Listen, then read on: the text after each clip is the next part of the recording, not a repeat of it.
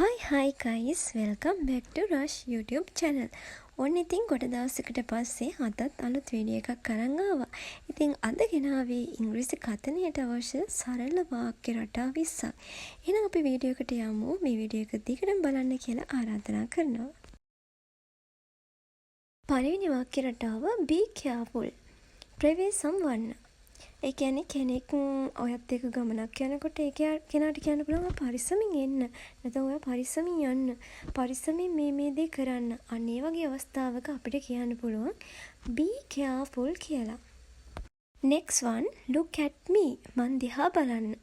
Teacher පන්ති උගන්වන්න එනකොට ළමයි අහක බලාගෙන ඉන්නවා. ඉතින් ටීචර් කියනවා look at me. ළමයි look at me. ළමයි මන් දිහා බලන්න. අන්න ඒ වගේ වෙලාවට අපිට ඒ තේරුම් ගන්න පුළුවන් look at me කියන්නේ මන් දිහා බලන්න නැත්නම් මට අවධානය දෙන්න. ඉන්නේ වගේ අදහසක් එනවා. one, watch out. බලාගෙන. බලාගෙන ඔයා වැටේ. watch out. අන්න ඒ වගේ වෙලාවට අපිට කියන්න පුළුවන් අර පරිස්සමින් බලාගෙන එහෙම එන්න කියලා අපි කියන වෙලාවට watch out කියලා අපිට කියන්න පුළුවන්. Next one, don't be late. පරක්කු වෙන්න එපා.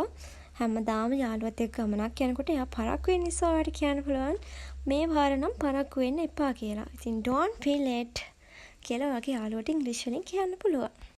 Next one, turn off the light. light එක නිමන්න. ඔයා කාමරේ ලයිට් එක දාලා තියෙනකොට අම්මා කියනවා turn off the light. light එක නිමන්න කියලා. අන්න එතකොට අපිට ඒක සිංහලෙන් කියන වෙනුවට ඉංග්‍රීසි වලින් අපිට turn off the light කියලා කියන්න පුළුවන්. Next one, do as you wish. ඔයා කැමති විදිහට කරන්න. ඉතින් අපි අනිත් කෙනා කැමතිට ඉඩ දීලා ඔයාට කියන්න පුළුවන් ඔයා කැමති විදිහකට කරන්න කියලා. do as you wish. ඒ විදිහට. It's time to go. දැන් යන්න වෙලාව හරි. ක්ලාස් එකක් අවසානයේදී හරි කවුරු හරි හම්බෙලා අවසානයේදී හරි අපිට කියන්න පුළුවන් it's time to go. දැන් යන්න වෙලාව හරි. එහෙම කියලා අපිට සමු දෙන්න පුළුවන්. ඒ වගේම තමයි අපිට කෙනෙක්ට සමු දෙන්න ඕනේ වුණොත් මේ විදිහටත් අපිට කියන්න පුළුවන්.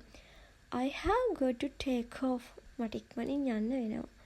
එහෙම කියලාත් අපිට කෙනෙක්ට සමු දෙන්න පුළුවන්. එහෙනම් ওই ක්‍රම දෙකකින් එකක් ඔයාට කෙනෙක්ට සමු දෙන අවස්ථාවකදී කියලා යන්න පුළුවන්. Next one, I'm out of shorts today. අද මගේ ඇඟට හරිනේ. I'm out of shorts today. අද මගේ ඇඟට හරිනේ. ඒ වගේ අපි අසනීප වෙලා ඉන්න අවස්ථාවක අපිට ඒ විදිහට ඉංග්‍රීසි වලින් කියන්න පුළුවන්. Are you sick? ඔයාට අසනීපද? කෙනෙක් අසනීපයෙන් අමාරුවෙන් ඉන්නවා දකිද්දී අපිට අහන්න පුළුවන් Are you sick? ඔයාට අසනීපද? ඒ වගේ ඉංග්‍රීසි වලින් අපිට ඒ විදිහට අහන්න පුළුවන්. Next one, I am flat broke. මට වැලේ වැල් නැහැ. ඒ කියන්නේ හරිම අමාරුවෙන් ජීවත් වෙනවා කියනකොට අපිට මේ විදිහට ඉංග්‍රීසි වලින් කියන්න පුළුවන්. ඊළඟ එක බලමු. It is a secret. It's a secret. ඒක රහසක්. ඉංග්‍රීසි වලින් මේ විදිහට අපිට කියන්න පුළුවන්. ඊළඟ එක I can't sit up. මට නිදි මරන්න බෑ. ඒ වුණාට ෆෝන් එක නම් ඔබන්න පුළුවන් රෑ 12 වෙනකන් නේ. I can't sit up. මට නිදි මරන්න බෑ. ඒ විදිහට ඉංග්‍රීසි වලින් අපිට කියන්න පුළුවන්. Forget it. ඒක අමතක කරන්න. අපි දුකක් හරි තරහක් හරි මොනවා හරි දෙයක් හරි මතකයක් එක්ක හරි අපි ඉන්නවනම් ඒ කෙනාට අපිට කියන්න පුළුවන් forget it. ඒක අමතක කරන්න.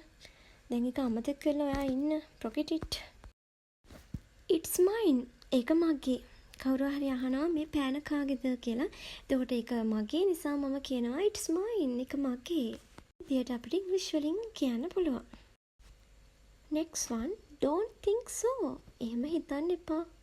කෙනෙක් වැරදි අවබෝධයකින් හරි තමන්ගේ ඍණාත්මක අදහසකින් හරි ඉන්නවනම් අපිට ඒ කෙනාට කියන්න පුළුවන් don't think so. එහෙම හිතන්න එපා. එහෙම කියලා කියන්න පුළුවන් ඉංග්‍රීසි වලින්. I'm hungry. මට බඩගිනි. මේක නම් ඉතින් අපි නිතර දිවිලේ අපේ කටේ තියෙන දෙයක්මයි. I'm hungry. මට බඩගිනි. මේ කනවා මේ බඩගිනි නේද? අවසාන වාක්‍ය රටාව. I'm off alcohol now. මම දැන් බොන්නේ නැහැ. ඉතින් හැමදාම මම බොන්නේ කියනවනේ. ඔන්න එන ඉංග්‍රීසි වලින් ඒක අද ඉඳන් කියන්න. I'm off alcohol now කියලා. ඉතින් ඒකත් හොඳ තීරණයක්. එහෙනම් ඉතින් අදට වීඩියෝ එක අවසానයි. ඊළඟ වීඩියෝ එකකින් හම්බෙමු. ගිහින් එන්නම්. bye.